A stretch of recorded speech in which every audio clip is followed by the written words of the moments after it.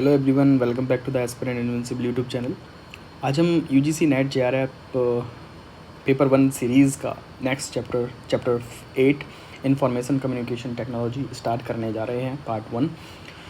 Start करने से पहले छोटी सी रिक्वेस्ट करूँगा, please do like share and subscribe the YouTube channel to show your support for my efforts and join the telegram channel for more update and study material.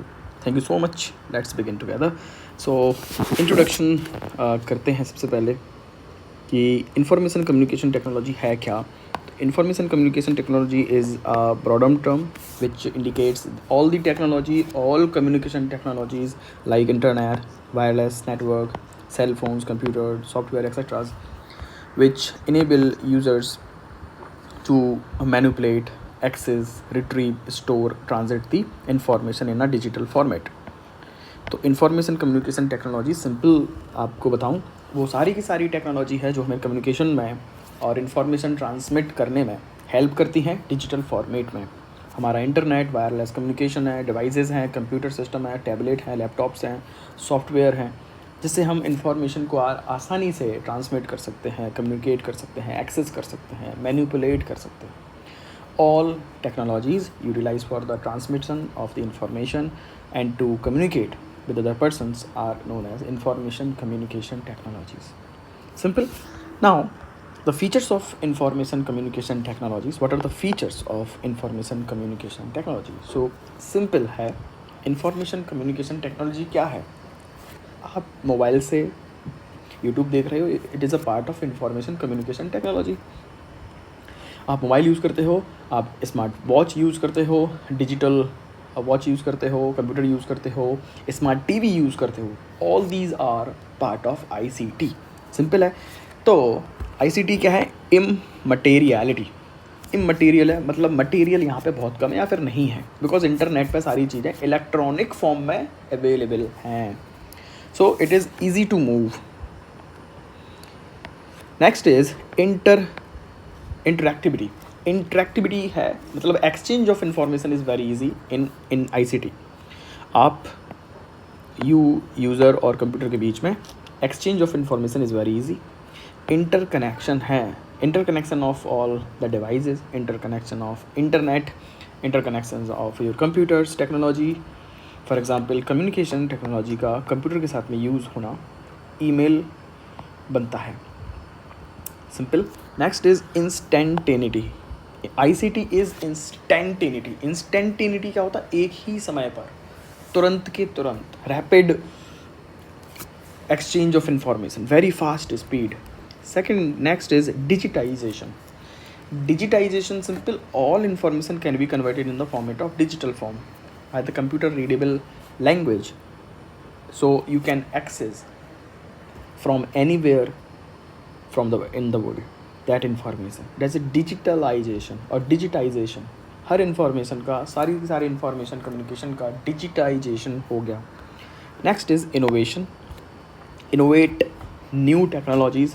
तो ICT innovation पर depend है।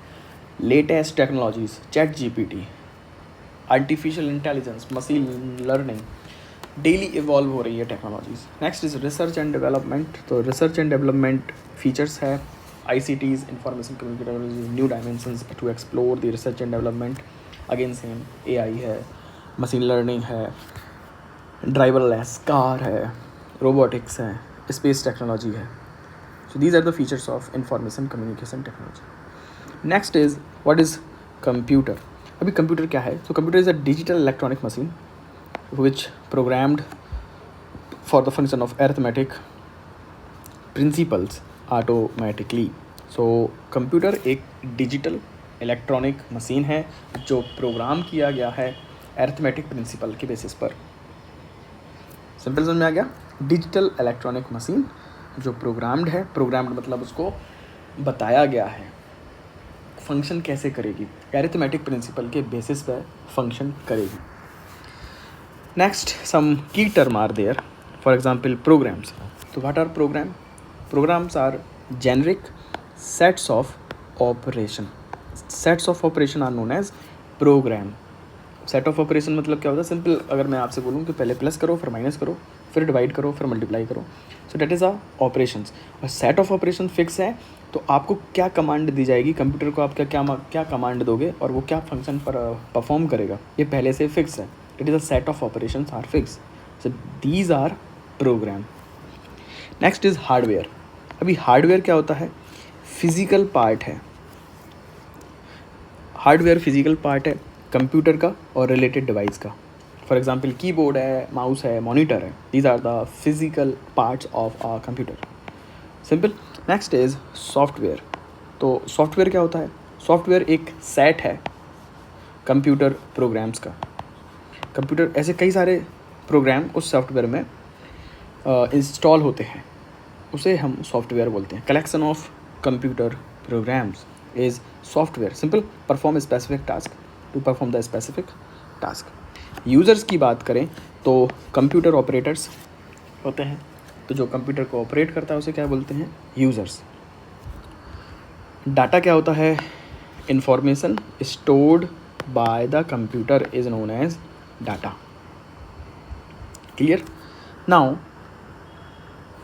Computer evolution कैसे हुआ है, first generation, second generation, third generation जो computer आया है, computer technology evolve हुई है, उसके बारे में अगर हम पढ़ाई करें तो फर्स्ट जनरेशन के बारे में देखें।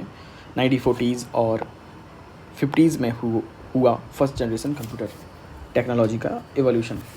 यहाँ पर वैक्यूम ट्यूब को मेजरली यूज़ किया जाता था। मेन इलेक्ट्रॉनिक कंपोनेंट था वैक्यूम ट्यूब। मशीन लैंग्वेज का यूज़ हो जाता था, मशीन लैंग्वेज।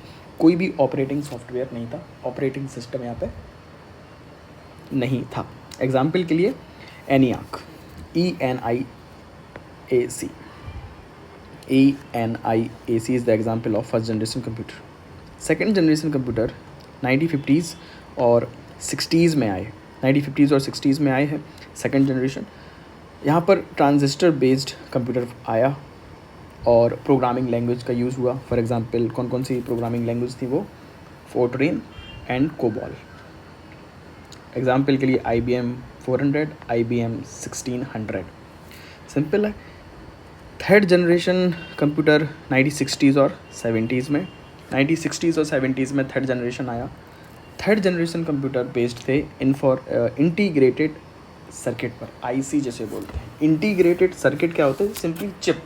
आपने देखा होगा ग्रीन कलर की एक पतली सी प्लेट टाइप का निकलता है, वो उसमें टाँके लगे रहते हैं कई सारे, that is integrated circuit, IC जैसे बोलते हैं। थर्ड जनरेशन कंप्यूटर में लैंग्वेज कौन सी आई, वो है बेसिक है, पास्कल है, C है, C++ है। एग्जाम्पल के लिए यूनिवैक 9000। तो आपके एग्ज़ाम में डायरेक्ट क्वेश्चन पूछ लिया जाएगा, which of the following are the examples of language used in second generation computer और third generation computer system technology. इस तरीके से आपसे क्वेश्चन पूछ लिया जाएगा direct. Fourth generation computer technology 1970s से अभी तक जो चल रहा है वो फोर्थ जनरेशन चल रहा है, और आने वाले समय में फिफ्थ जनरेशन कंप्यूटर टेक्नोलॉजी जो स्टार्ट हो चुका है आर्टिफिशियल इंटेलिजेंस के बेसिस पे जो है वो है फिफ्थ जनरेशन कंप्यूटर टेक्नोलॉजी। तो फोर्थ जनरेशन कंप्यूटर टेक्नोलॉजी में लार्ज स्केल इंटीग्रेटेड सर्किट का यूज़ किया गया। माइक्रो प्रोसेसर्स यूज़ हुए पहली बार फोर्थ जनरेशन्स में। पर्सनल कंप्यूटर एग्जाम्पल है उसका, पाइथन लैंग्वेज है, SQL लैंग्वेज को यूज़ हुआ। फिफ्थ जनरेशन की बात करें कंप्यूटर टेक्नोलॉजी की तो वो है प्रेजेंट और बियॉन्ड, जैसा पहले बताया। यहाँ पर ultra large scale integrated micro processors का यूज़ हुआ। Ultra large micro processors, artificial intelligence का यूज़ हुआ, मशीन लर्निंग का यूज़ होना। लैंग्वेज की बात करें तो यहाँ पे मरकरी, प्रोलॉग और laptops are the example of your laptop or tablet are the example of fifth generation computer technology. Next heading is classification of computers. Computers की classification या फिर type. So majorly on the basis of operation and the size we can divide computer on two category. First is operation based and second is size based. Operation based पे भी पहला आता है analogue computer. तो analogue computer जो analogue signal पर based होंगे, analogue signal continuous होते हैं। इसका एग्जांपल है फ्लाइट कंप्यूटर्स। तो एनालॉग कंप्यूटर और डिजिटल कंप्यूटर में सिंपल डिफरेंस है कि एनालॉग कंप्यूटर एनालॉग सिग्नल पर डिपेंड रहेंगे, डिजिटल कंप्यूटर डिजिट और अल्फ़ाबेट पर डिपेंड रहेंगे जो प्रोसेस होकर बाइनरी फॉर्मेट में कंप्यूटर चलता है। ठीक, that is digital computer, binary format, simple. Example के लिए कंप्यूटर एजुकेशन और बिजनेस पर्पस के लिए जो कंप्यूटर यूज़ होते हैं वो होते हैं कंप्यूटर डिजिटल कंप्यूटर्स। अब जब दोनों को मिला दिया जाए, डिजिटल कंप्यूटर्स को और एनालॉग कंप्यूटर को, तब बनता है हमारा हाइब्रिड कंप्यूटर। हाइब्रिड कंप्यूटर में क्या होगा फिर, एनालॉग टेक्नोलॉजी भी है, डिजिटल टेक्नोलॉजी भी है। For example passenger flight radar system are the example of hybrid computers. तो ऑपरेशन के बेसिस पे हमने देख लिया, इसके बहुत अंदर जाना, डिटेल जाना ज़रूरी नहीं है आपके एग्जाम पॉइंट ऑफ व्यू से। डायरेक्ट पूछ लिया जाएगा कि analog computer, digital computer, hybrid computer are the type of computer on the basis of what, operation और साइज़, इस तरीके से। या फिर एनालॉग कंप्यूटर डिजिटल कंप्यूटर से कैसे डिफरेंट है। तो एनालॉग कंप्यूटर एनालॉग सिग्नल पर बेस्ड है, जो कि कंटिन्यूअस सिग्नल होते हैं। बट डिजिटल कंप्यूटर क्या होता है, डिजिटल डिजिट्स पर और अल्फ़ाबेट्स पर बेस्ड है, जो प्रोसेस होकर बाइनरी फॉर्मेट बनाते हैं, 1 0 1 0 ऐसे करके, 0 और 1, जो बाइनरी सिस्टम है, सिंपल। नेक्स्ट, साइज के बेस पर अगर देखें कंप्यूटर, तो सबसे पहले आता है सुपर कंप्यूटर। सबसे बड़ा कंप्यूटर और सबसे महंगा कंप्यूटर होता है सुपर कंप्यूटर, जो हैवी टास्क के लिए यूज़ किया जाता है। फॉर एग्जांपल अर्थक्वेक प्रोडिक्शन के लिए जो यूज़ होता है वो है हमारा सुपर कंप्यूटर। रॉकेट लॉन्चिंग के लिए होता है super computer. Next is main frame computer. Main frame computer simple क्या है, आप समझ लीजिए कोई बड़ी सा इंस्टीट्यूशन है, ऑर्गेनाइजेशन है, वहाँ पर बहुत large amount of data process करना है, तो वहाँ पर मेन फ्रेम कंप्यूटर का यूज़ किया जाएगा, जो एक जिसका एक हैवी टास्क करने के लिए प्रोग्राम किया गया कंप्यूटर है। So less expensive than the super computer. For example institutions और हॉस्पिटल में जो यूज़ होते हैं वो हैं मेन फ्रेम कंप्यूटर। उसके बाद में आते हैं मिनी कंप्यूटर। मिनी कंप्यूटर क्या है, तो these are the intermediary between the micro computers and the main frame. Main frame computer और माइक्रो कंप्यूटर के बीच में आता है मिनी कंप्यूटर। अभी माइक्रो क्या है, जो हम डेली यूज़ करते हैं अपने घर पर, वो है micro computer, small in size and cost is less. Smartphone आपका is a type of micro computer. Desktop हो गया, टैबलेट्स हो गए, these are the example of micro computers. तो एग्जाम्पल याद करके जाइए, समझ के जाइए। तो सबसे पहले हम जो यूज़ करते हैं अपने घर पर, हमारे हाथों में रहता है smartphone, type of micro computer. इसके बाद आता है मिनी कंप्यूटर। मिनी कंप्यूटर मतलब क्या हो गया, थोड़ा सा और उसकी प्रोसेसिंग पावर ज़्यादा हो गई। इसके बाद आ गया मेन फ्रेम कंप्यूटर, जो मिनी कंप्यूटर से भी बड़ा हो गया, प्रोसेसिंग पावर ज़्यादा है, स्टोरेज उसका सबसे ज़्यादा होगा, स्पीड ज़्यादा होगी, मेन फ्रेम हो गया। और अब इससे भी 100 टाइम्स ज़्यादा स्टोरेज के साथ साथ प्रोसेसिंग के साथ में होता है सुपर कंप्यूटर, जो वेरी हाई हैवी टास्क के लिए डिज़ाइन किया जाता है, सुपर कंप्यूटर बोलते हैं। For example rocket launching, simple है। Next heading is components of computer. तो कंप्यूटर में कौन कौन से कंपोनेंट यूज़ होते हैं। फॉर एग्जांपल इनपुट डिवाइस, तो कुछ होते हैं इनपुट डिवाइस, कोई भी हार्डवेयर जो डाटा को एक्सेप्ट करता है और कंप्यूटर को वो डाटा सेंड कर दे, उसे बोलते हैं इनपुट डिवाइस। हमारा कीबोर्ड है, हमारा माउस है एग्जांपल। तो कीबोर्ड से हम क्या कर रहे हैं, हमने उसको टाइप किया, मतलब डाटा हमने दिया, कीबोर्ड ने एक्सेप्ट किया, कीबोर्ड ने वो डाटा एक्सेप्ट करते हुए कंप्यूटर को सेंड कर दिया, that is a input device. Next is central processing unit, जिसको CPU बोला जाता है आम भाषा में। तो it is a device processing of information inside the computer. Computer के अंदर इंफॉर्मेशन का प्रोसेसिंग कौन करता है, CPU। इसीलिए इसको क्या बोलते हैं, ब्रेन ऑफ कंप्यूटर। तो ब्रेन ऑफ कंप्यूटर किसको बोलते हैं, ऐसा डायरेक्ट क्वेश्चन आ सकता है। CPU को ब्रेन ऑफ कंप्यूटर बोला जाता है। CPU 2 प्रकार के होंगे, एक होता है अरिथमेटिक लॉजिक यूनिट, एक होती है control unit. Arithmetic logic unit जो होता है वो अरिथमेटिक फंक्शंस पे काम करती है, और कंट्रोल यूनिट सिंपली जो कंट्रोल यूनिट होता है CPU का। तो दो प्रकार के CPU देख लिए हमने। काम क्या करता है? इंफॉर्मेशन का प्रोसेसिंग, इसलिए नाम में ही है सेंट्रल प्रोसेसिंग यूनिट। अभी नेक्स्ट कंपोनेंट देखें तो वो है हमारा आउटपुट डिवाइस। अभी हमने इनपुट देख लिया, अब देखते हैं आउटपुट। अब आउटपुट क्या करेगा? जो कंप्यूटर का इंफॉर्मेशन है प्रोसेस होने के बाद में यूज़र्स को डिलीवर करेगा। It receive data from the computer and translate into human perceptible form, for example monitor, projector. हो गया इन आउटपुट डिवाइस। जो आउटपुट दे मतलब है आउटपुट इन्फॉर्मेशन बताए, वो आउटपुट है। इनपुट यानी जो इन्फॉर्मेशन को इनपुट करे, वो input device. Next is memory. What is a memory? Memory simple unit है कंप्यूटर का जहाँ पर डाटा स्टोर होता है। जहाँ पर डाटा स्टोर होता है वहीं हम उसको मेमोरी बोलते हैं। मेमोरी दो प्रकार की होगी। First is a primary memory and second is secondary memory. Primary memory क्या होगा? जहाँ पर डाटा प्राइमरी सोर्स है, जो कंप्यूटर के अंदर है, इनबिल्ड है कंप्यूटर के अंदर, वो कंप्यूटर का खुद का मेमोरी है, सिस्टम का खुद का memory, date is a primary memory. Secondary memory क्या है? जो हम ऐड ऑन कर सकते हैं। बाहर से हमने इन्फॉर्मेशन दिया, बाहर से डाटा उसमें ऐड ऑन किया, कंप्यूटर का नहीं है, कंप्यूटर में लेकिन कहीं और से ले लिया गया, that is a secondary memory. तो प्राइमरी मेमोरी के एग्जांपल होते हैं RAM random access memory, full form होता है रोम, रीड ओनली मेमोरी, और कैचे मेमोरी जो कि वॉलेटाइल मेमोरी होती है, कैचे मेमोरी। तीन प्रकार की मेमोरी होगी प्राइमरी मेमोरी, रैम, रोम और कैचे मेमोरी। सेकेंडरी मेमोरी क्या होती है? मैग्नेटिक स्टोरेज मीडिया है। फॉर एग्जांपल फ्लॉपी डिस्क हो गया आपका, हार्ड डिस्क हो गई, जो हम बाहर से मेमोरी या फिर स्टोरेज करने के लिए यूज़ करते हैं। ऑप्टिकल स्टोरेज मीडिया होता है, इसमें CD, कॉम्पैक्ट डिस्क या फिर DVD आ गया, या फिर ब्लूरे डिस्क आ गया। और थर्ड होता है सॉलिड स्टेट मेमोरी।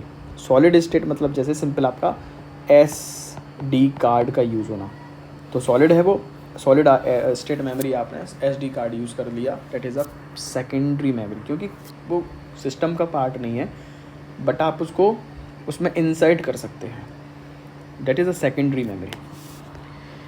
अभी इसको डिटेल में अगर हम पढ़ें, what is a RAM? Random access memory होती क्या है? तो सबसे पहले इसका फुल फॉर्म याद रखना है। रैम का फुल फॉर्म होता है रैंडम एक्सेस मेमोरी। रैंडम यानी कभी भी आप मेमोरी को एक्सेप्ट कर सकते हो, एक्सेस कर सकते हो। यूज़र, यहाँ पर यूज़र क्या करता है? रीड करता है और राइट करता है डाटा को।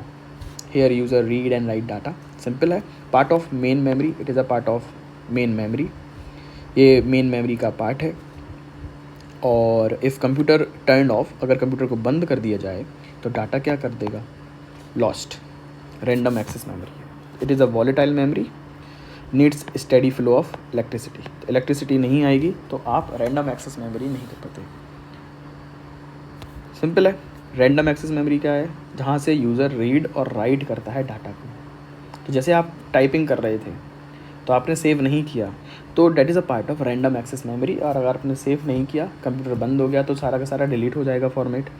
ये मेन मेमोरी का पार्ट रहेगा और वॉलेटाइल मेमोरी रहेगी। वॉलेटाइल मेमोरी का मतलब यही है जो फिक्स्ड नहीं है, अगर वो आपने सेव नहीं किया तो सेव नहीं होगी। अभी रैम दो प्रकार की होगी, एक होती है एस रैम और एक होती है डी रैम। एस रैम का फुल फॉर्म है स्टैटिक रैंडम एक्सेस मेमोरी, और डी का है डायनेमिक रैंडम एक्सेस मेमोरी। दोनों में डिफरेंस क्या है? एक है स्टैटिक और एक है डायनेमिक। अब दोनों का मतलब समझ लेते हैं। Simple, static random access memory में, एस रैम में ट्रांजिस्टर का यूज़ होता है। किसका यूज़ होता है? ट्रांजिस्टर्स का। डायनेमिक रैम में कैपेसिटर का यूज़ होता है। एस रैम फास्टर होती है, डी रैम स्लोअर होती है। ये महंगी ज़्यादा आएगी S RAM, D RAM cheaper है, सस्ती। इसकी डेंसिटी कम है एस रैम की, डी रैम की डेंसिटी ज़्यादा है। एस रैम कैच मेमोरी का यूज़ करता है, डी रैम मेन मेमोरी की तरह यूज़ किया जाता है। तो ये आपके एग्ज़ाम पॉइंट ऑफ व्यू से इतना इम्पोर्टेंट नहीं है, बट इनका दोनों का फुल फॉर्म क्या है और यूज़ क्या होता है यहाँ पर। तो यहाँ पर ट्रांजिस्टर यूज़ होता है स्टैटिक रैंडम एक्सेस मेमोरी में, और डायनेमिक रैंडम एक्सेस मेमोरी में कैपेसिटर यूज़ होता है। Next is ROM. ROM is read only memory. Full form सबसे पहले read only memory. Read only memory क्या है? इंटरनल मेमोरी है और परमानेंट मेमोरी है। ठीक है, जो आपके सॉफ्टवेयर इनबिल्ट हैं data they are part of read only memory, ROM का पार्ट है। आपने अपने कंप्यूटर में गाना डलवा दिया, वो आपने सेव कर लिया कंप्यूटर सॉफ्टवेयर में, तो वो पार्ट बन गया रोम का। लेकिन आप टाइप कर रहे थे, आपने सेव नहीं किया, फ़ोटो देख रहे थे, वीडियो देख रहे थे, वो पार्ट है रैम का। कंप्यूटर बंद हो गया, डाटा चला गया, दैट इज़ अ रैम। रोम क्या है? आपने गाना चालू किया, गाना पहले से डाउनलोडेड है और अंदर है मेमोरी में, तो that is part of read only memory. ROM का पार्ट हो जाता है तब जब आप उसको आपने सेव नहीं किया है, तो वो रोम का पार्ट नहीं होगा।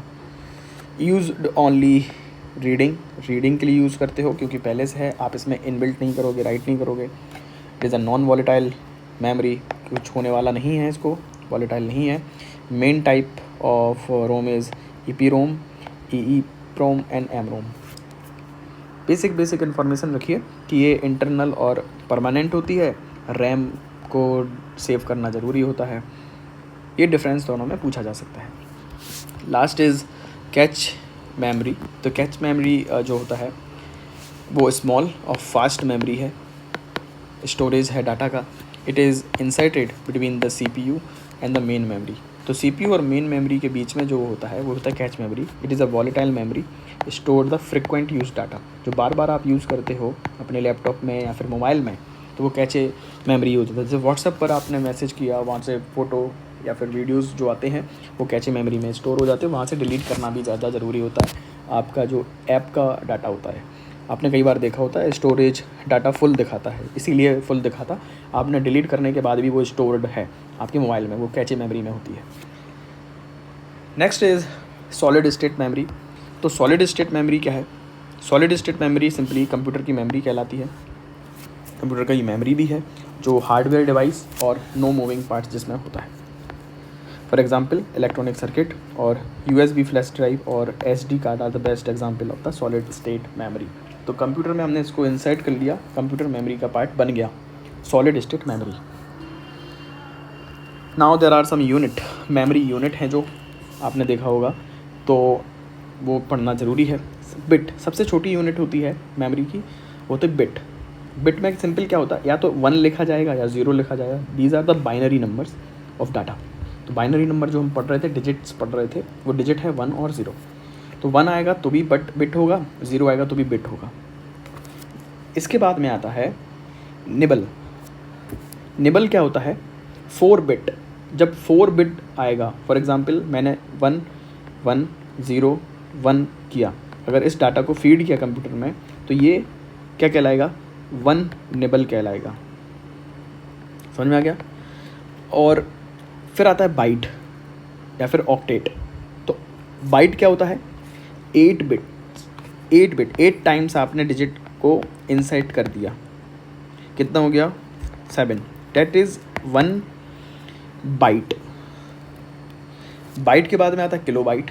किलो बाइट यहाँ पे याद रखना, 1000 नहीं होता, किलो का मतलब यहाँ पर होता है 1024, 1024 बाइट्स। तो इतने टाइम्स आपने डिजिट या फिर डाटा यूज़ किया है, बाइनरी डाटा यूज़ किया, बाइनरी डिजिट्स यूज़ किए हैं 1024 टाइम्स, तब हम उसे बोलेंगे 1 KB।